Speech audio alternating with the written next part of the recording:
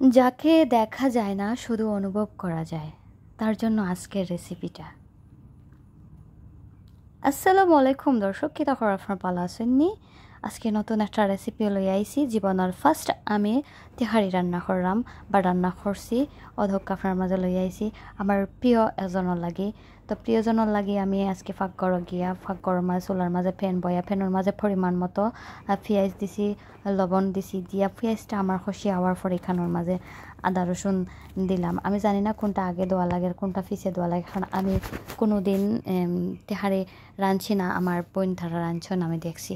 যাই হোক, এখানোর মাঝে আমি ধক্কা গরম মশলা, যত ধরনের গরম মশলা আছে সবটা দিছি, লগে একটু পেস্তা বাদামও দিছি। যাই হোক, আর হলুদ বাদে সব ধরনের মশলা আমি এখানে অ্যাড করছি। করার পর আমার মশলাটা যখন খুশি আইছে, তখন আমি এখানোর মাঝে ধক্কা গরুর মাংস দিলাইছি। গরুর মাংসটা যখন আমার আবার সিদ্ধ হয়ে গেছে, তারপরে এখানোর মাঝে আমি ধক্কা ক্ষেতর কৃষকের কাছ থেকে আমি চাউল কিনছি, খুব ভালো একটা ফ্লেভার আয়। ও চাউলটা আমি দিলাইলাম, ফুলাওয়ার চাউল। অনেকে চিকন চাউল হইন, আর আবার অনেকে আলুটারে ভাজা ভাজা করে দিন তেলের মাঝে ভাজিয়া। আমার সময় খুব অল্প, যার কারণে আমি তেলের মাঝে ভাজি না। অধক্কা আমার তেহারিটা অলরেডি হয়ে গেছে, কারণ আমি পেঁয়াজ বেরেস্তা খরা দিছি, এরপরে একটু ঘি অ্যাড করছি। আপনারা চাইলে নাও দিতে পারেন, ঘিটা দিছি ফ্লেভারও লাগে। আর আসলেও যে মজা হয়েছে আলহামদুলিল্লাহ, আমি খাইছি।